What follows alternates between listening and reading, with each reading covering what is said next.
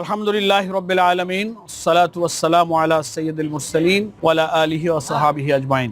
সম্মানিত সাংবাদিক বন্ধুগণ, আপনারা সকলেই ইতিমধ্যে অবগত হয়েছেন বাংলাদেশ জামাত ইসলামীর 7 সদস্যের একটি প্রতিনিধি দল প্রধান নির্বাচন কমিশনার এবং কমিশনারবৃন্দ সংশ্লিষ্ট কর্মকর্তাদের সঙ্গে আমাদের দুপুর 12টায় জাতীয় নির্বাচনকে সুষ্ঠু নিরপেক্ষ গ্রহণ করার প্রয়োজনে কিছু গুরুত্বপূর্ণ বিষয়ে আমাদের নির্ধারিত মিটিং ছিল। এই সভায় আমরা যারা উপস্থিত হয়েছি, আমাদের প্রতিনিধি দলের মধ্যে সহকারী সেক্রেটারি জেনারেল মাওলানা এটিএম মাসুম, সহকারী সেক্রেটারি জেনারেল মাওলানা রফিকুল ইসলাম খান, সহকারী secretary general doctor HM. Hamidur Rahman Azad, আমাদের মতিউর রহমান আকন্দ মিডিয়া সেক্রেটারি এবং প্রচার সেক্রেটারি, আর আছেন আমাদের ঢাকা মহানগরী দক্ষিণের আমির এবং নির্বাহী পরিষদের সদস্য জনাব নুরুল ইসলাম বুলবুল, এবং ঢাকা মহানগরী উত্তরের আমির নির্বাহী পরিষদের সদস্য জননেতা মোহাম্মদ সেলিম উদ্দিন। এই 7 সদস্য আমরা আলোচনায় অংশ নিয়েছি। আমরা লিখিতভাবে প্রধান নির্বাচন কমিশনার বরাবর নির্বাচনকে সুষ্ঠু করার জন্য 18 দফা দাবি সুলিখিতভাবে ওনার কাছে আমরা উপস্থাপন করেছি এবং 18 দফার সবগুলো বিষয়ই দীর্ঘ সময় ধরে আমরা সেগুলো ব্যাখ্যা বিশ্লেষণ করেছি। প্রধান নির্বাচন কমিশনার এবং তার পক্ষে কমিশনার বৃন্দ আমাদের প্রশ্নের এবং আমাদের দাবিগুলোর ব্যাপারে তারা আরো ক্লারিফিকেশন দিয়েছেন, কি কি পদক্ষেপ তারা নিচ্ছেন, তাদের সামনে কি কি চ্যালেঞ্জ আছে, কি কি টেকনিক্যাল অসুবিধা আছে, আর কি কি সম্ভাবনা আছে, সেগুলো যেমন তুলে ধরেছেন, তেমনি রাজনৈতিক দলগুলোর সহযোগিতার যে প্রয়োজন, বিশেষ করে জামাত ইসলামের কাছেও তারা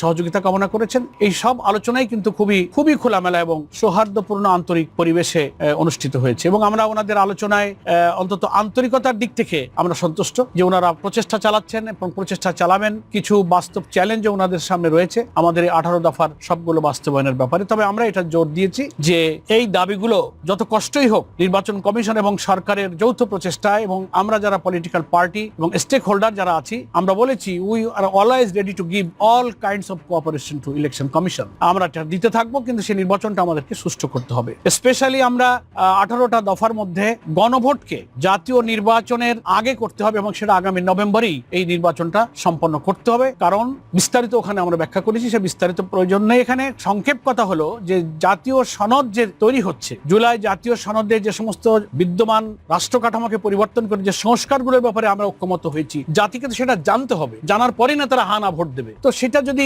একই দিনে ভোট হয় তো ভোটাররা তো জানতে পারলো না। ডিউ টু দ্যাট কজ আমরা বলেছি যে সংস্কার এবং জাতীয় সনদের বিষয়গুলো ইলেকশন কমিশনকে পাবলিক করতে হবে, তারা ওয়েবসাইটে দেবেন, জনগণ জানবে, ভোটাররা সিদ্ধান্ত নেবে এবং সেটা নভেম্বরই হচ্ছে উপযুক্ত সময়।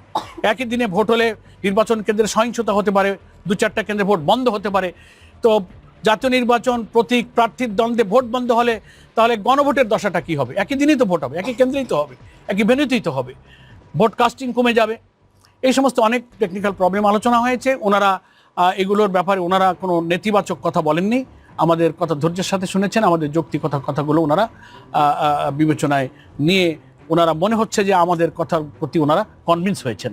নেক্সট আমরা বলেছি যে খুব দুর্ভাগ্য আমাদের যে গণপ্রজাতন্ত্র আদেশ সম্প্রতি উপদেষ্টা পরিষদে যেটা সংশোধন হয়েছে, তার মধ্যে অন্যতম একটা বিধান হচ্ছে যেটা ইলেকট্রাল প্রসেস যে রিফর্ম কমিশন তারাও সুপারিশ করেছিল যে প্রত্যেকটি রাজনৈতিক দল তার জন্য নির্ধারিত প্রতীকেই তিনি নির্বাচন করবেন। কিন্তু বাংলাদেশের পলিটিক্যাল কালচারের কারণে জোটবদ্ধ রাজনীতির একটা কালচার রেওয়াজ আমাদের আছে, সেটা করার ক্ষেত্রেও নির্বাচন ব্যবস্থা সংস্কার কমিশন বলেছে যে জোট হতে পারবে, কিন্তু প্রতীক হবে জোটবদ্ধ প্রত্যেক দলের স্ব দলের নির্ধারিত প্রতীকেই তাদের ভোট করতে হবে, তার প্রতীক বাদ দিয়ে অন্য কোনো দলের প্রতীকে ভোট করা যাবে না।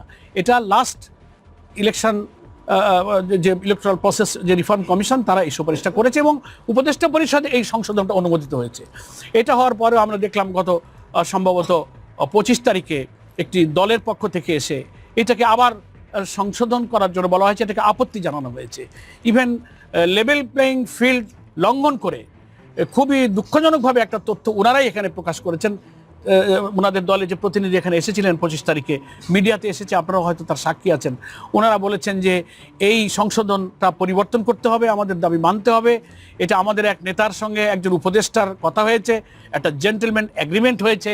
আমরা খুব বিস্ময়ের সাথে আজকে চিফ কমিশনারকে বলেছি যে লেভেল প্লেইং ফিল্ড ভঙ্গ হওয়ার এর চেয়ে আর মানে কি বলবো ন্যাকেট উদাহরণ আর কি হতে পারে, যে এটা একটা কমিশনের সিদ্ধান্ত, উপদেষ্টা পরিষদের সিদ্ধান্ত সংশোধন হয়ে গেছে, তারপরে কি একজন উপদেষ্টা একটা দলের নেতার সাথে জেন্টলম্যান এগ্রিমেন্ট করতে পারে সেটা সংসদের ব্যাপারে, যেগুলো এত পলিটিক্যাল পার্টির সাথে জড়িত, জাতির সাথে জড়িত, সুষ্ঠু ভোটের সাথে জড়িত?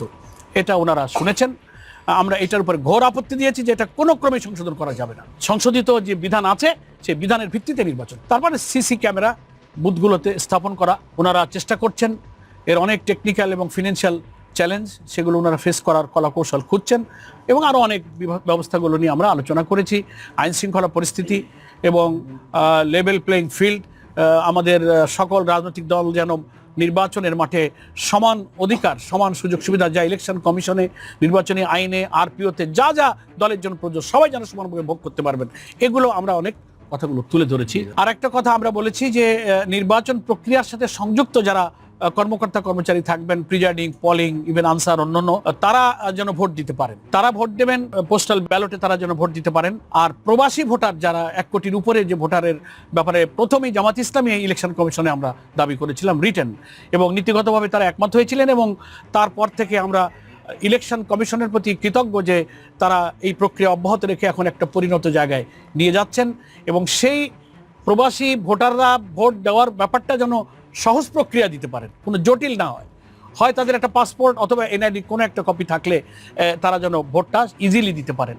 তো এই ব্যাপারে ওনারা আশ্বস্ত করেছেন যে আমরা এই ব্যাপারটা সহজ করে এটা তারা চেষ্টা করছেন। আর প্রশাসন নিরপেক্ষ থাকা, ইলেকশন অবজারভার যে সমস্ত সংগঠন বা সংস্থা থাকবে তাদের পলিটিক্যাল কানেকশন যাচাই করে যেন তাদেরকে নিযুক্ত করা হয়। সিসি ক্যামেরার ব্যাপারটা বলেছি যে সকল নির্বাচনী বুথে সিসি ক্যামেরা স্থাপন করতে হবে।